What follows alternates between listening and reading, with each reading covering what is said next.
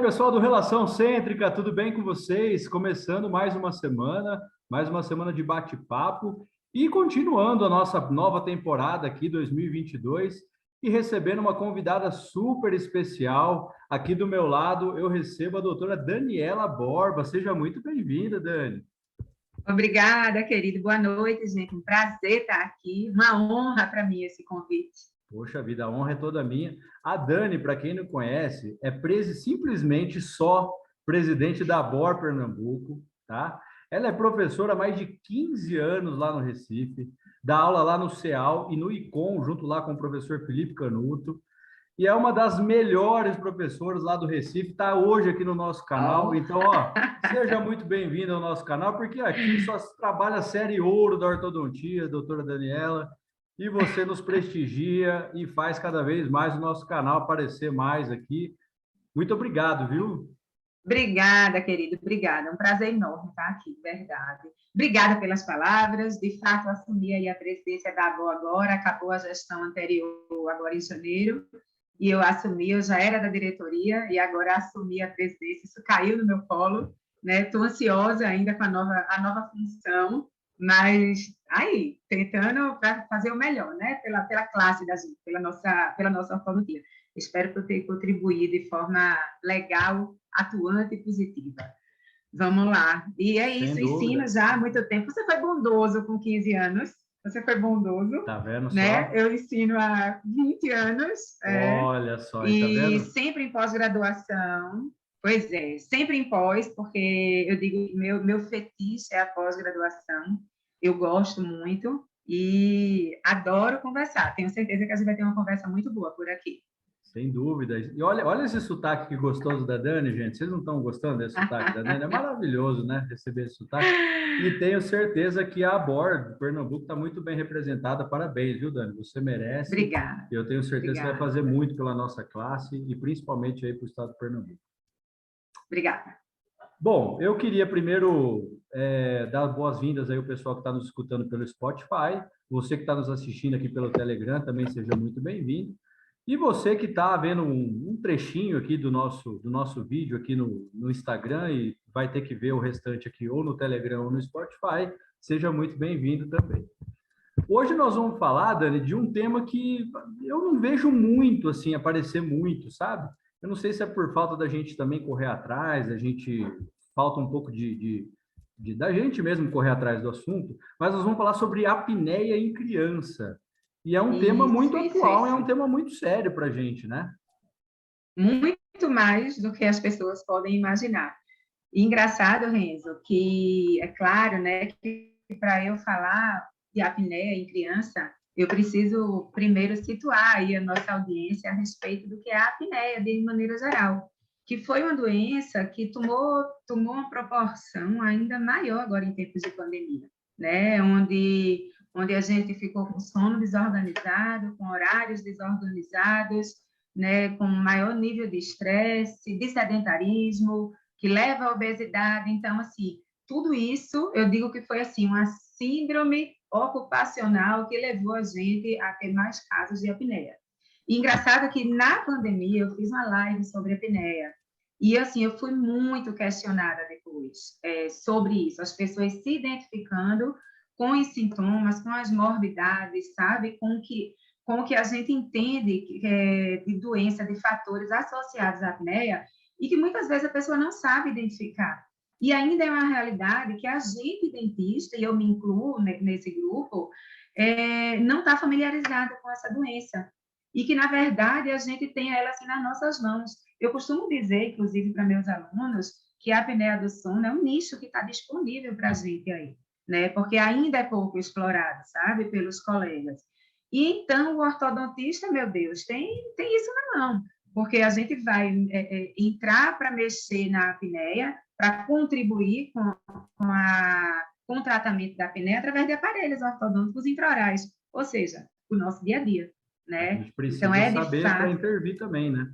Precisa, sabe? E uma coisa mesmo que eu deixo muito clara quando eu dou os módulos de apneia do sono, nas nossas especializações a gente tem esse módulo, porque eu consegui instituir isso na grade, que não é comum, mas como é uma área que eu gosto, que eu sou encantada com ela, Eu tenho formação em apneia desde 2006, eu fiz com Marcelo Quintela, da Unesp, fiz um curso lá em Fortaleza, e depois outros menores, com Godolfin, com Fernando Delman, e desde então eu vim me apaixonando pela especialidade, mas principalmente pelas maravilhas que a gente ouve do paciente depois que a gente institui a nossa terapia.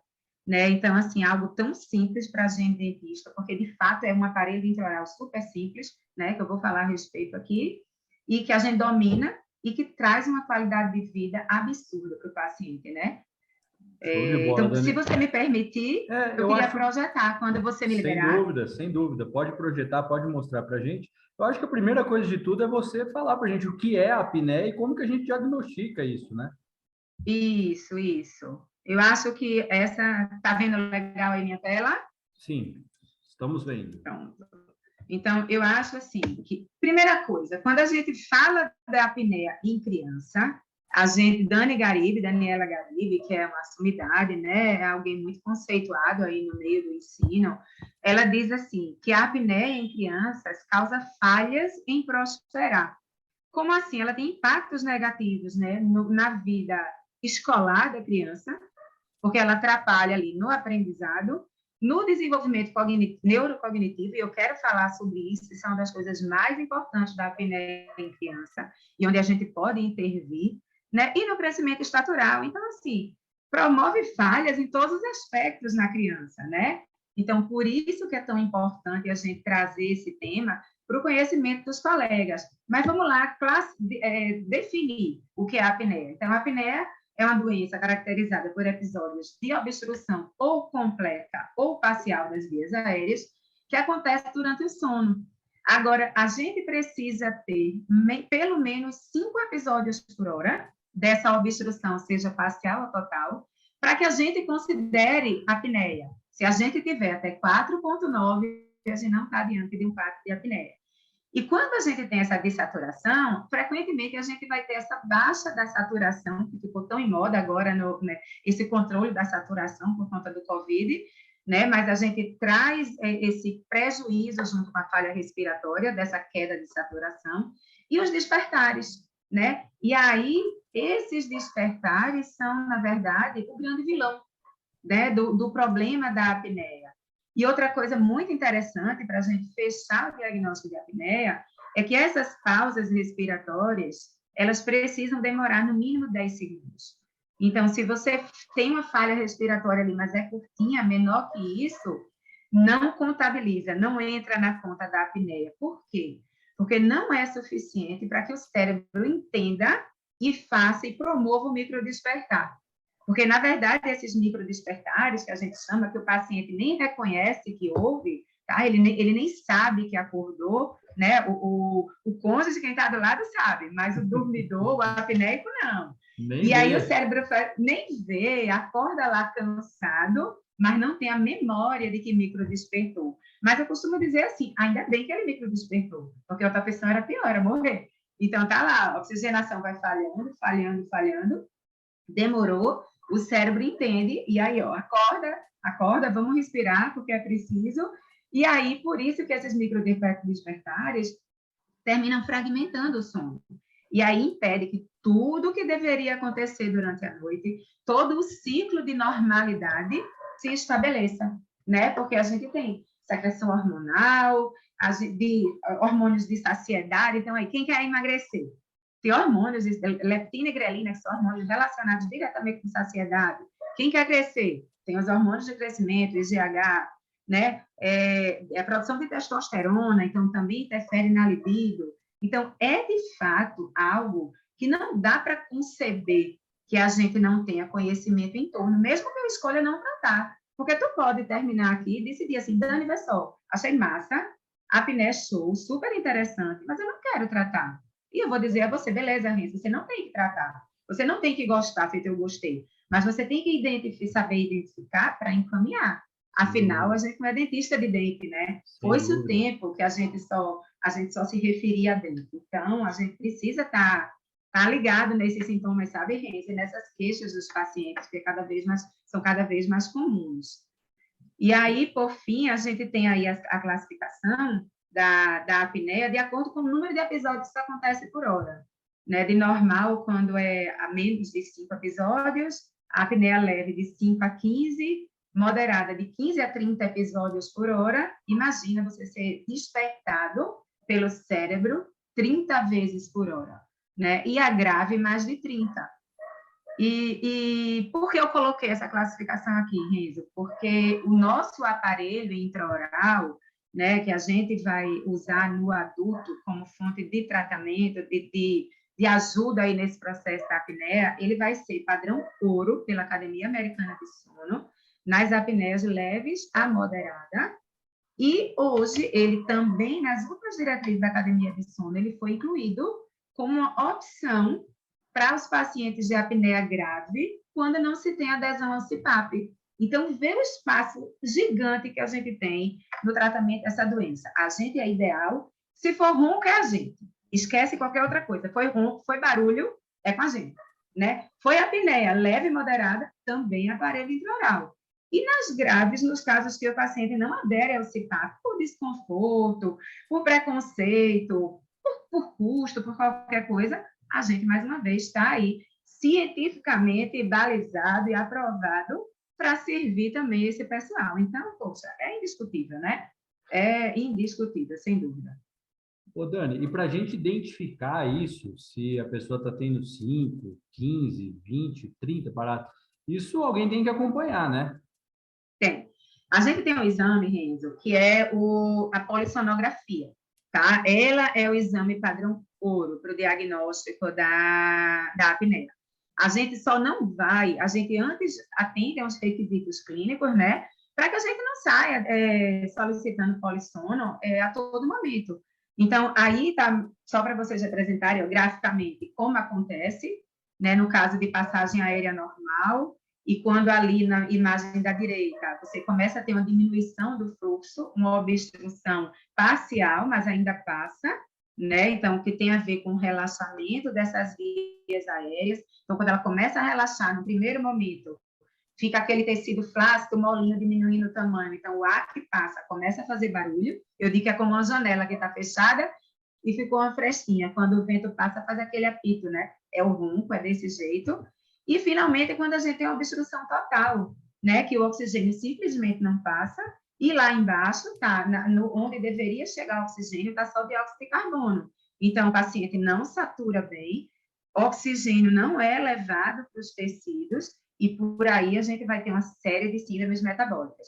Então, tudo isso para dizer que o paciente chega para você com queixa por conta desse dióxido de carbono aumentado e desse oxigênio diminuído, com queixas de dor de cabeça recorrente, de sonolência, né, muito comum hipertensão refratária à medicação, ou seja, o paciente tem hipertensão, toma um remédio, toma outro e aquilo não passa.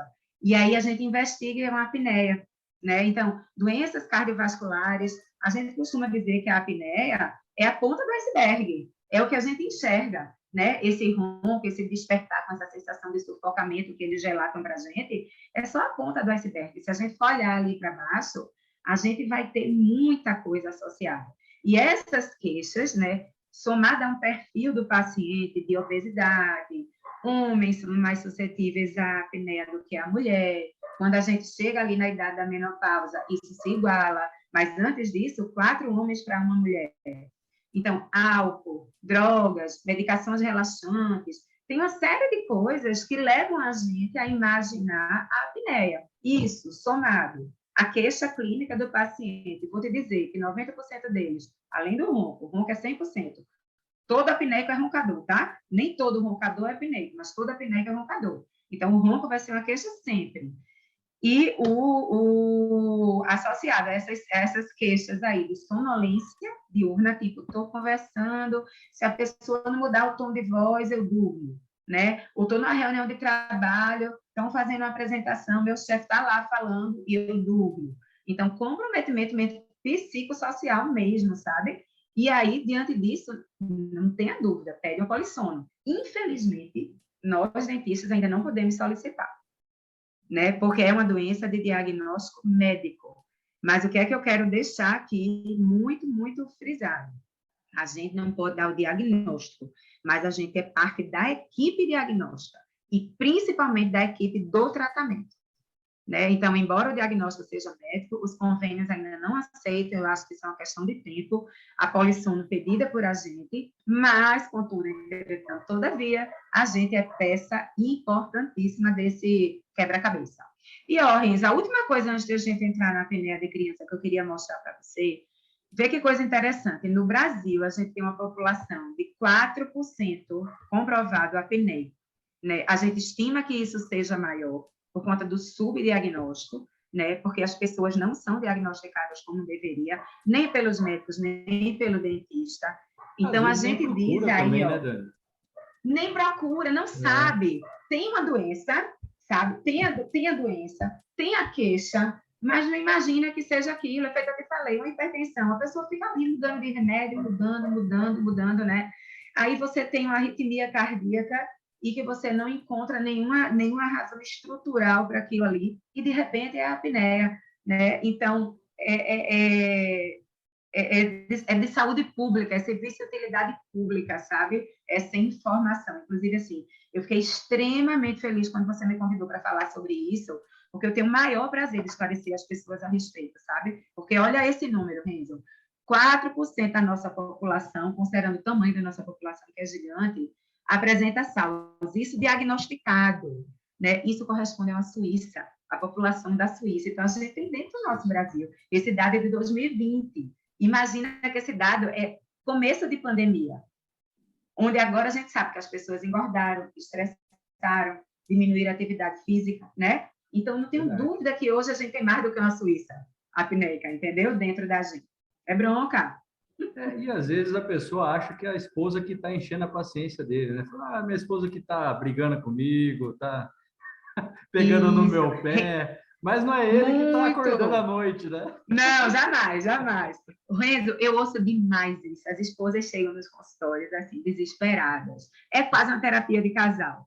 É divertido. E no final, assim, mensagem assim, doutora, durmo de novo com meu marido depois de tanto tempo. Doutora, agora a gente viaja numa boa, eu já não peço mais camas separadas. Assim, a gente ouve as coisas mais hilárias do mundo. E verdadeiras, né? Tá vendo, Tiago Fialho? Você tem jeito, viu? É só você falar com a doutora Daniela aí, que ela vai dar um jeito aí para você. Doce, Tiago, vamos embora. Um abraço aí para o pessoal da turma 14 do mestrado lá da Uningá, nossos companheiros lá de mestrado da Uningá. Isso. Ô, Dani, nós vamos entrar então na parte de criança, né? Nós vamos falar da Vamos apneia embora. do sono em criança. Vamos lá. E qual que é a grande prevalência e o impacto social dessa doença na criança, Dani? Vamos lá. Primeiro, ela é caracterizada, ela é exatamente uma falta respiratória também, tá certo? Que interrompe aí o padrão e a ventilação normal do sono. A prevalência do ronco em criança é de 6 a 10%, e a da SALS, que é a síndrome da apneia obstrutiva do sono, ela é de 1,2 a 5,7. E qual é a diferença principal para a gente? É que um episódio por hora já é considerado apneia em criança. Não sei se vocês lembram aqui, eu falei que a partir de 5 é que é considerado apneia leve em adulto, mas para criança a tolerância é bem baixinha. Por quê? Pelo nível de comprometimento que isso traz, porque a criança está na idade de atividade metabólica muito grande, né? Então, aqui, ó, por conta disso, a gente acomete aí a saúde física e mental da criança, porque é numa fase que a gente tem crescimento e maturação, então, assim, metabolismo celular está a 1000 por hora, e onde a criança começa ali, tem uma parte importante do desenvolvimento dessas capacidades cognitivas, e que a criança precisa do sono para fixar, todos nós precisamos, mas imagina que ela está ali construindo essa capacidade cognitiva, né? Então, assim, é ali onde a gente solidifica, a gente sedimenta o que foi aprendido na escola, o que foi aprendido na fala, né? O que foi aprendido que o pai e a mãe disse é certo e é errado. Então, é durante o sono que a gente tem essa parte também comportamental estabelecida. Então, por isso que a gente diz que a apneia na criança, eu volto lá para aquele primeiro slide, que é uma frase de Daniela Garibe, provoca falhas em prosperar, porque é nessa parte neurocognitiva, é na parte de crescimento e na parte de saúde propriamente dita, né? Então, a gente precisa ter muito cuidado. E a gente deve muito, Renzo, a esse senhorzinho aí, ó, Guilherme Nou, que em 1972 ele reconheceu a relevância, né, da morfologia crâniofacial na doença. E ele entendeu que a gente, enquanto dentista, precisava estar dentro da equipe, que a gente fazia parte. Ele morreu em 2019, né? Mas ele deixou muita contribuição para a apneia como um todo, inclusive na apneia em criança. Esse artigo está aqui só para mostrar assim, que é ciência, dentre tantos, tá? Eu botei esse que é dele, porque é da referência, e que ele observou que a apneia da criança, quando era medida lá com os mesmos parâmetros da polissonografia do adulto, mostrava que ela tinha características semelhantes à do adulto. Só que imagina que isso está numa criança, nessa idade importante, né? De neurocognitiva e de crescimento. Então, por isso que a tolerância é mais baixa. Por isso que a gente cai para um episódio por hora, já ser considerado apneia, sabe? E aí, a gente precisa estar nessa equipe, né? A gente vai estar ali de maestro dessa equipe, né, para trabalhar junto com, vai ser a gente, ortodontista, odontopediatras juntos, e a fono, junto, obviamente, com o otorrino, né, porque, feito eu falei para vocês no começo, o diagnóstico é médico, tá? Então, a gente precisa, sem dúvida, isso é mais um trabalho mostrando que é a importância do dentista estar familiarizado com a apneia, mesmo que ele não trate, que ele escolha não tratar a apneia do sono. A importância de você saber diagnosticar e indicar, né? Que nem você falou no começo do nosso bate-papo. Isso. Reconhecer, né, Renzo, isso, para poder você mandar para quem está apto para atender, ou para quem escolhe atender, enfim. Ô, Dani, e existe uma faixa etária mais acometida? Qual que é a Existe, prevalência? entre 2 e 8 anos. Entre 2 e 8 anos são as crianças mais acometidas. Por quê? A gente tem nessa região aí, nessa época, quer dizer, uma grande hipertrofia dos tecidos, o desenvolvimento dos tecidos de amígdala e de adenoide nessa idade normal, né? Que não é acompanhado até então pelo crescimento ósseo. Porque a gente sabe aí que o surto do crescimento maxilar, que acontece antes do mandibular, mas ele é ali, de 7 a 9 anos.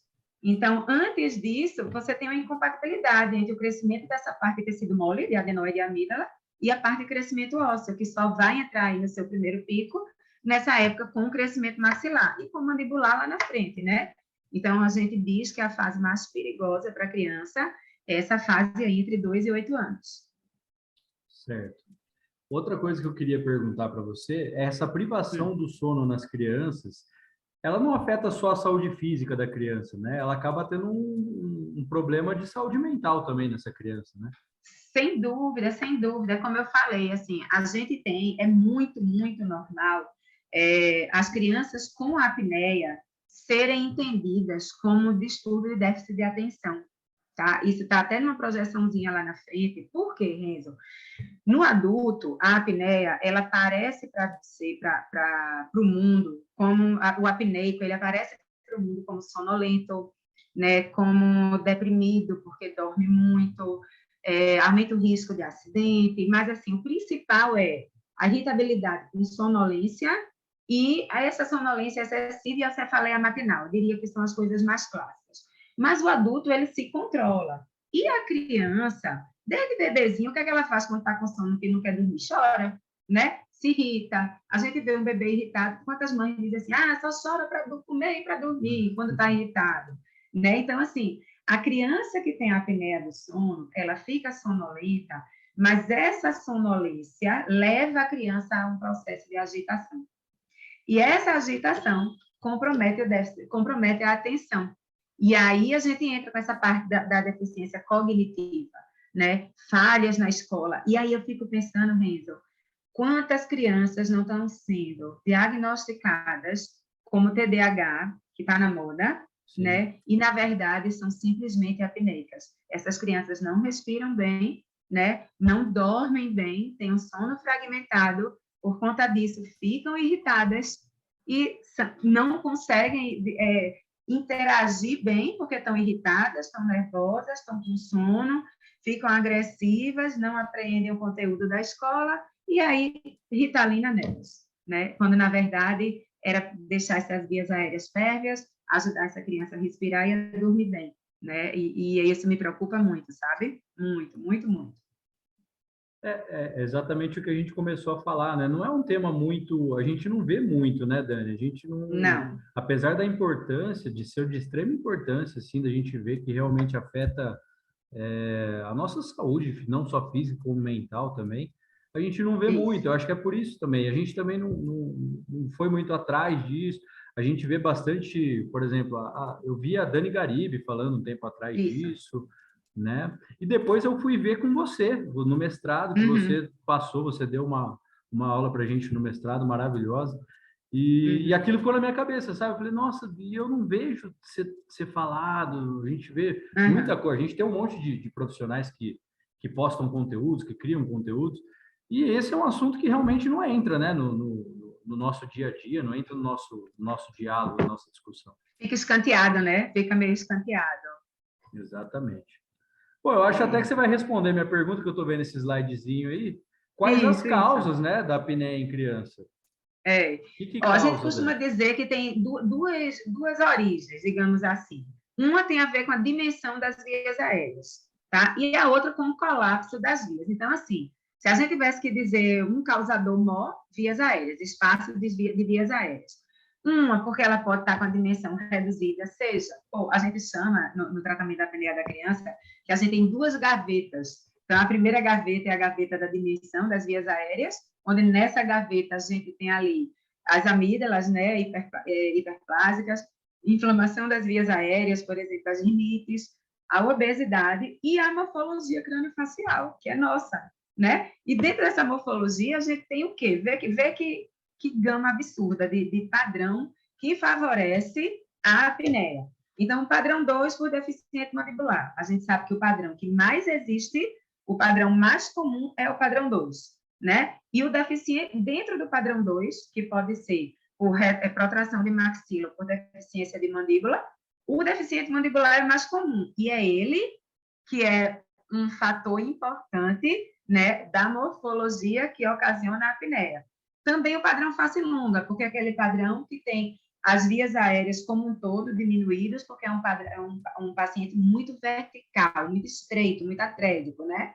O padrão 3 é retrusão maxilar, porque a maxila para trás, então tudo que for para trás, seja mandíbula deficiente, seja maxila retrusa, diminui a passagem aérea, né? Então não tem como, a dificulta a sua passagem. E por fim, a atresia da maxila, a atresia transversal da maxila. Então, vê, são coisas que a gente encontra o tempo todo no consultório, né?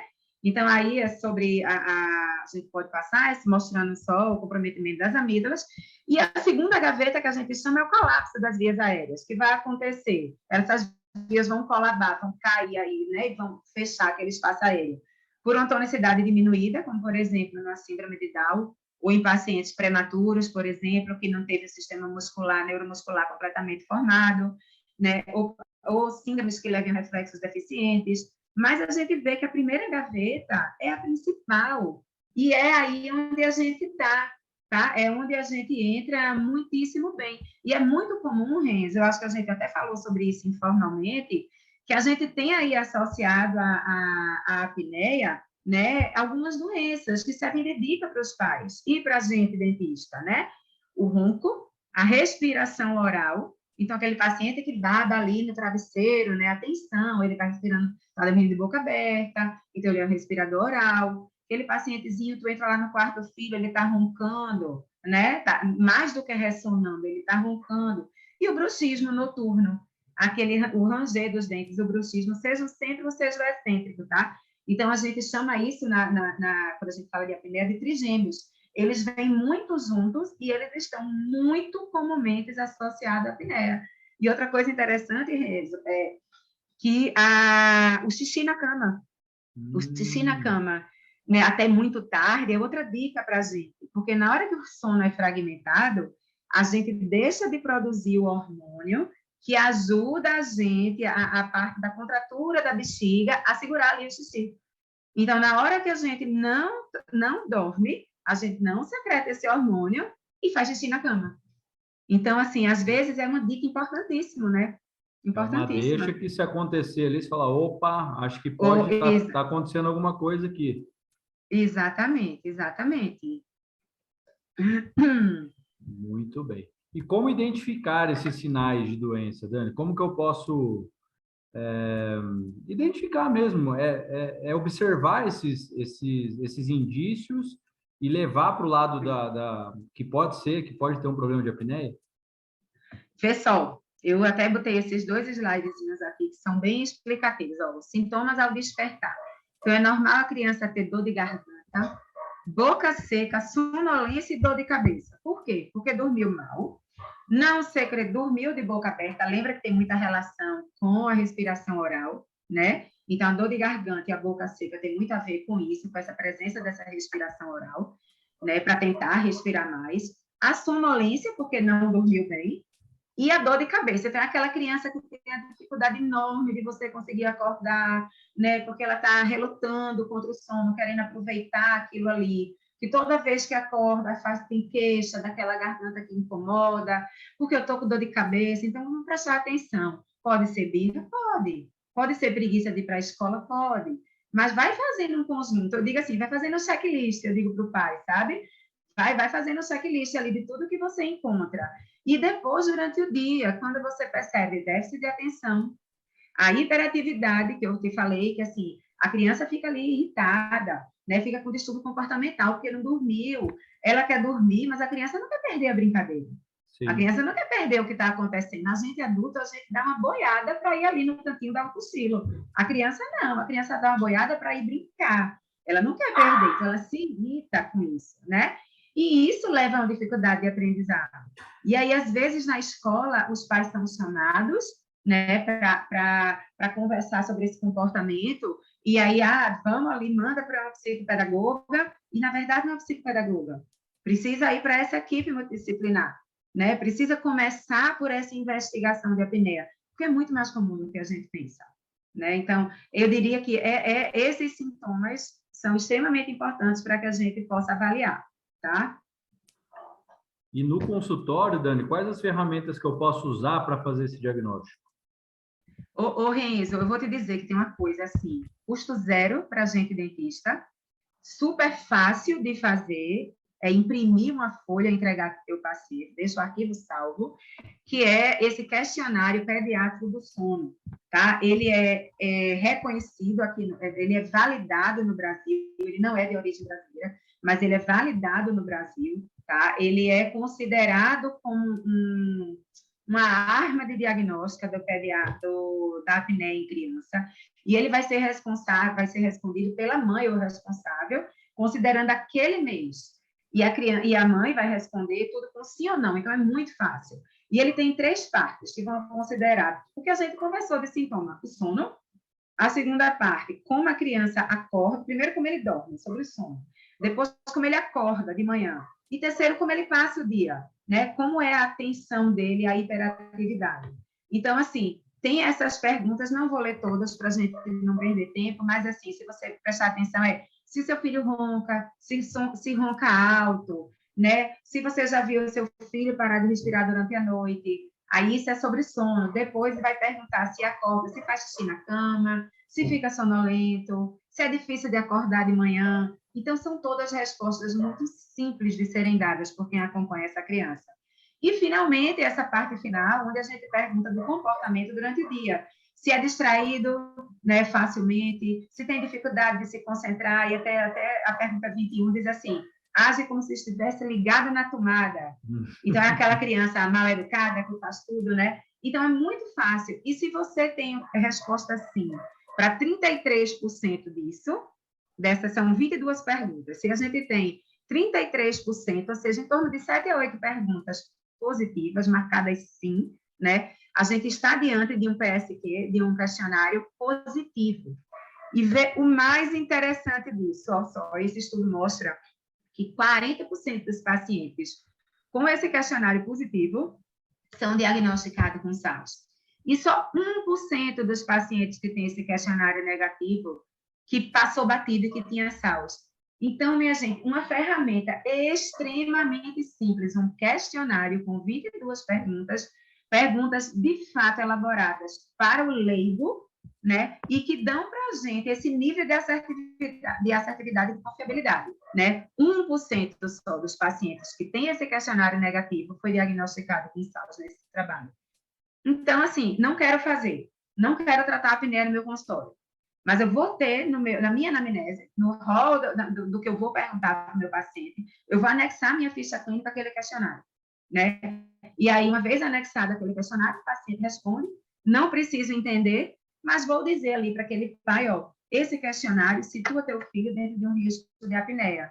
Então, diante desse resultado, eu recomendo que você procure um otorrino para fazer o diagnóstico. E aí faz um encaminhamento bonito para impressionar pai e otorrino e manda, e assim, ajudou a criança de uma maneira simples, barata, e você ainda foi um profissional diferenciado, né? É o que eu digo para meus alunos, você ocupa um lugar de respeito dentro do meio, né? Poxa, doutor Renzo sabe isso, ó, não trata não, mas ele sabe, viu? Quem diagnosticou meu filho, que era TDAH, tomava Ritalina, foi doutor Renzo. Então, poxa, pagar essa vida é bom demais. Né? Com certeza, vixe, super, com certeza. super. A gente está no mundo que a gente mata um leão por dia, né, Renzo? A gente precisa de diferencial, né? Além disso, a gente precisa entender, mais uma vez, a minha frase, que a gente trata muito mais do que dentro. A gente trata o paciente, né? Então, faz parte, a gente tem que diagnosticar esse paciente. E eu vou pedir depois, Dani, se você puder gentilmente mandar para mim esse questionário, eu coloco para o pessoal ter acesso. E aí você coloque também no seu prontuário, na sua anamnese, para você se diferenciar também no seu dia a dia, do seu atendimento aí no nosso consultório. Perfeito, Renzo. Mando com o maior prazer do mundo. Ô, Dani, mas e aí? Beleza, diagnostiquei. Como é que eu vou tratar isso? De que maneira que eu vou tratar? Vamos lá. Então, primeiro, a terapia precoce, a gente diz, ó, que é remover amígdala e adenoide. Por quê? Porque a causa é diminuição do espaço aéreo. No adulto ou na criança, a causa da apneia é essa, certo? Seja por diminuição de diluição, seja por colabamento de tecidos, mas o fato é que eu tenho que aumentar o espaço aéreo. Então, remover amígdalas e adenoide.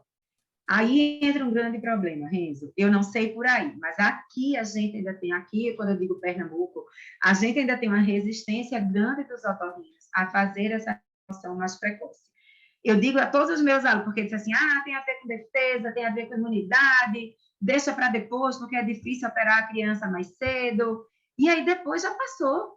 Quando é depois, assim, o osso já não expandiu, já não teve passagem aérea, já se estabeleceu respiração oral, né? Já se criou um palato atrésico, já, né? E aí eu digo muito a meus alunos assim, ó, encontrou um otorrino que tope, que aceite enxergar a importância disso, casa com ele, né? Casa com ele, não solta nunca mais a mão desse cidadão, porque ele vai ser peça importante desse tratamento. Porque a primeira parte é essa. Então, não é que sempre a gente vai operar, mas eu sempre começo, desconfio, solicito uma avaliação do otorrino para permeabilidade das vias aéreas sob risco de presença de apneia obstrutiva do sono e de comprometimento do crescimento crânio-morfológico facial. Eu sempre gosto de botar no meu encaminhamento do risco do comprometimento do crescimento crânio-facial, porque aí o cara vê que a gente está entendendo e que a gente sabe que tem riscos. E que a gente sabe que tem riscos. Então, se eu não entendo que tem riscos, ela entende. Então, deixa eu avaliar aqui, tá? Feito isso, corrigido, seja cirurgicamente, se for o caso. Às vezes é um tratamento local, um corticoide, sei lá, enfim. Resolveu essa parte, aí a gente vai corrigir o que é nosso, a dismorfologia crânio-facial, do manejo ortopédico precoce, né? Então, a gente vai fazer uma disjunção, contração reversa. Na hora que eu faço disjunção, aumenta o espaço aéreo. Faço uma tração reversa, se meu paciente for deficiente maxilar, aumenta o espaço aéreo, transversalmente e anteroposteriormente. Se for 2, mandíbula pequena, avanço mandibular, um aparelho ortopédico funcional, né? A gente chama atenção aí, eu que trabalho muito com essa parte de padrão morfológico, né? Eu faço meu diagnóstico todo baseado nisso, então eu sei que o padrão face longa é um paciente que tem muita atresia, muito comprometimento das vias aéreas respiratórias, mas, ao mesmo tempo, pelo padrão, eu sei que é um paciente que é difícil a gente intervir precocemente. Mas eu tenho que, pelo menos, conseguir intervir nessa parte aí, primeira, de obstrução físicas da coisa. E que não está aqui, mas vai estar no próprio, depois, é aqui, a perda de peso. Então, seria assim, ó, Renzo, a terapia contemporânea, a terapia atual, remover amígdalas e adenoides com terapia miofuncional, que é isso, fono, né? Para quê? Porque às vezes o paciente não sabe respirar pela boca, ele nunca respirou, ele não sabe. Pela boca não, desculpa, pelo nariz. Então, você remove lá, você permite que ele consiga, mas ele precisa aprender. E aí, às vezes, a terapia miofuncional, a fono é importantíssimo para ensinar ele a ficar de boca fechada, deglutir de boca fechada. Então, primeira parte é essa. Depois disso, a nossa ortopedia, seja com disjunção, seja com tração reversa, seja com avanço mandibular, e o casamento com a perda de peso. Porque o acúmulo de tecido nessa região, a obesidade, ela é o fator 1. Nos adultos, ela é o fator 1 de causa de apneia do sono. Então, a gente tem que andar aí juntinho, sabe? A criança tem que controlar peso, fora tudo isso. E a gente vê que, normalmente, as terapias que não têm sucesso é porque a criança tem obesidade. Quando você faz todo esse resto e não tem sucesso, e você avalia, é obesidade. Entendeu? Então, assim, precisa, é uma tríade. Isso, assim, seria a máxima da nossa terapia atual, moderna, para a apneia do sono. CPAP nem pensar, né? A gente tem dificuldade de adesão com adulto. E imagina com criança, tu dizer uma coisinha linda dessa aí, usa o CPAP. Né? Então, a gente sabe que a adesão é muito baixa. Vai funcionar muito mais se a gente conseguir fazer todas aquelas intervenções que eu falei para tu antes.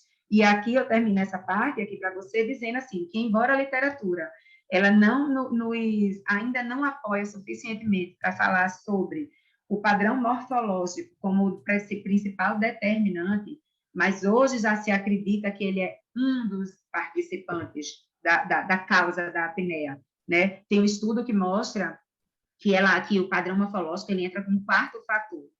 Obesidade, sexo, idade, né? No caso, obesidade, gênero, idade e depois o padrão morfológico. Então, vale a pena, sim, a gente intervir, a gente fazer as disjunções, a gente fazer os avanços, né? E tudo isso associado à intervenção dos nossos colegas. Show de bola, hein, Dani? Que maravilha de aula, que maravilha de apresentação, parabéns. Renzo, deixa eu só te dizer uma coisa antes de acabar. Diga. Uma pergunta que me surge muito, que me fazem muito, é assim, professora, e a expansão rápida da maxila? Eu vou fazer, mesmo se o paciente não tiver a mordida cruzada, né? Porque o avanço a gente só consegue fazer no paciente deficiente mandibular. Por exemplo, essa é uma limitação do tratamento com aparelho intraoral no adulto, se o paciente for, por exemplo, prognata, que não tem mais movimento para anterior do queixo. E aí me perguntam muito assim, e se a disjunção é tão boa, né, mesmo que não seja associada à máscara, pelo simples aumento transversal, e se o meu paciente não tiver essa mordida cruzada, como é que a gente faz? E aí tem isso aqui, ó, que mostra que vale a pena um trabalho, que mostra que vale a pena sim, né? A gente só vai ter que ter cuidado para não desarticular, para não deixar o paciente da gente em brode, né? Aquele limite da gente da cúspide palatina superior com a cúspide vestibular inferior sendo respeitado, a gente pode sim e deve, porque o custo-benefício é válido para esse paciente. A gente viu aqui desde o comecinho que a gente fala de comprometimentos físicos e mentais, neurocognitivos, comportamentais e crescimento estatural. Então, vale a pena essa intervenção de disjunção, mesmo que o paciente não tenha mordida cruzada. Eu só não posso causar a mordida cruzada inversa, certo? Então, eu queria muito dizer isso, e o último slide que eu queria passar para você, 2 últimos, é esse, ó, da prevenção. O que é que a gente pode tentar fazer?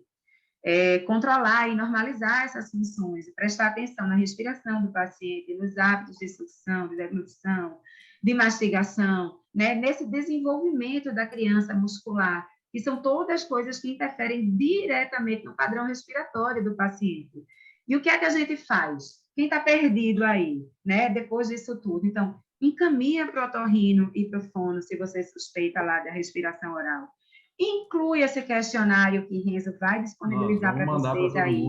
Vamos, com certeza. Inclui, é muito simples, rapidinho, gente. Eu entrego na sala de espera para a mãe responder, já entra na sala comigo ali. Às vezes eu peço para minha secretária pegar para mim antes, para eu já fazer a avaliação e já me preparar para a conversa, para a abordagem, como eu vou fazer.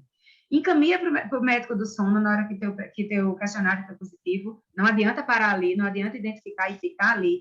Mesmo que você seja um dentista que queira intervir, o diagnóstico é médico, então esteja cobertado legalmente, né? Encaminhe e participe dessa terapia junto à equipe, né? Seja com a expansão, seja com o avanço, seja com a protração maxilar, mas esteja presente nesse processo, porque os ganhos que nós dentistas temos a acrescentar para esse paciente é, assim, imensurável. Vamos se valer disso, né? Por a gente e por eles, principalmente.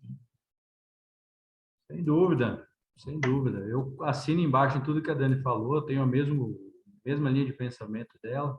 Eu acho que quanto antes a gente identificar e puder intervir, puder indicar, eu acho que é fantástico para a gente poder melhorar essa qualidade de vida dessas crianças e também dos adultos, né? Que eu tenho certeza que quando você falou do adulto aí, teve muita mulher aí que falou assim: meu Deus, me passa o telefone da Dani aí que eu vai dar um jeito no meu marido. E tá aí, ó o telefone dela aí, ó o telefone dela aí. Olha lá, o Instagram, @doutora Daniela Borba, o e-mail. Gente, e o melhor de tudo é essa frase aí, ó. Se eu pudesse deixar uma mensagem para vocês, era essa: que o olho vê somente o que a mente está preparada para compreender. Então, assim, eu espero, Renzo, que além de super gostosa essa conversa, que foi muito bom, estou morrendo de saudade de todo mundo lá do meu estado, de você, já deu aquela aquecida no coração, né? E assim, eu gosto muito de conversar e de passar o que eu sei, de dividir o que eu sei, porque aquela frase Cora Coralina, né? Quando a gente mais aprende é quando a gente ensina. Então, poder dividir um pouco do que eu sei aqui, para mim, é extremamente gratificante, porque eu ouço mais uma vez falar sobre o assunto, sempre me surgem novos questionamentos quando eu falo a respeito, né? Então, eu espero ter conseguido lançar assim, metinha aí na cabeça, ter gerado essa pulga, essa inquietação, sabe? Na consciência aí de quem nos assiste, né? Ou de quem nos assistirá em outro momento, né? Porque a gente só consegue se inquietar diante de alguma coisa quando a gente já ouviu falar, quando a gente entende de alguma forma, né? Então, é isso mesmo, o olho vê, somente o caminho está preparado para compreender. De uma forma menos filosófica e menos bonita, eu vou ter que citar meu eterno professor, meu professor da especialização, que dizia assim: para quem só tem um martelo na mão, tudo que vê pela frente é prego. Quando a gente é assim, né? Quando a gente não sabe. E aí eu termino com a segunda frase dele: para que andar em planalto se eu posso andar em planície? Então, vamos facilitar, né? Vamos se familiarizar com isso, mesmo que você não escolha não tratar. Vai sem dúvida, trazer um diferencial para o consultório, sem dúvida. Sem dúvida. Enriquecedora, viu, Dani, suas palavras. Muito obrigado. Olha, e para quem não viu ainda, lá o @doutora Daniela Borba, tem ali o WhatsApp da Dani. A Dani passou o número de telefone. Então, alô, mulheres que estão com dificuldades aí, com os maridos roncando, manda uma mensagem para a Dani. Fala: Dani, o que eu faço? Você manda o aparelho aqui para mim, como é que eu faço? Manda que eu ajudo. Falar com vocês. Deixa eu parar de compartilhar aqui. Tá bom. Pronto. Ô, Dani, mas muito obrigado mesmo. Eu tenho certeza que todo mundo gostou, todo mundo deve ter adorado esse bate-papo. Para muita gente deve ter sido uma novidade esse assunto, para muita gente deve ter sido algo novo. E eu tenho certeza que vão surgir várias dúvidas e alguns questionamentos. E assim que surgir esses questionamentos, eu te chamo de novo para a gente fazer um videozinho de perguntas e respostas, 15 minutinhos do nosso tempo ali, rapidinho, e a gente faz. Eu pego o nome de quem perguntou, a gente chama, volta aqui e bate um papo com eles. Perfeito, vou amar, já está acertado, tudo garantido. E eu te passo, tá certo? Amanhã eu te passo esse questionário para você disponibilizar, tá bom? Combinado, compromisso. Se eu tiver nesse computador aqui, eu já mando hoje, mas se não, eu sei que no do consultório ele está lá, né? Eu estou em casa agora, se não tiver nesse, eu te mando amanhã, com certeza. Tá bom? Muito Promessa obrigado. É dívida. É isso aí, o pessoal vai cobrar ainda. Tá Dani, obrigado, viu? Obrigado por ter aceito o convite de bate pronto. Assim, eu falei com a Dani semana passada, no final da semana, correria, viajando para lá e para cá. Mandei um áudio para a Dani e falou: opa, tá, segunda-feira, vamos marcar. Foi muito rápido, obrigado pela sua disponibilidade. Eu sei que é corrida aí para você, eu sei dos seus esforços. E, prepara o nosso bolo de rolo aí para levar para Maringá, hein? Dessa vez chega. Ah lá, Domingo tá estamos lá, se Deus alô, quiser. Paula Cotrim, alô, Karina Freitas, estamos tendo um compromisso aqui do bolo de rolo, que vai Não é chegar em só o Maringá. questionário pediátrico, vai chegar a bola de rolo. Tá vendo, gente? É uma Tá fechado, simpatia, Dani. viu? Dani, obrigado, cara. Obrigadão mesmo. Eu Beijo. agradeço de verdade. Obrigado você que nos acompanhou, você que nos escuta. Você que nos escutou e está nos escutando pelo Spotify. A Dani compartilhou várias telas aqui, passou vários slides com dicas, tudo. Acesse o Telegram e confira todo esse compartilhamento da Dani, tá? Obrigado você que nos acompanhou até agora. Até o nosso próximo bate-papo. Dani, espero você mais vezes Boa aqui, viu? noite. Vamos embora. Beijo, beijo. Até mais, pessoal. Até o próximo bate-papo. Fiquem com Deus. Tchau.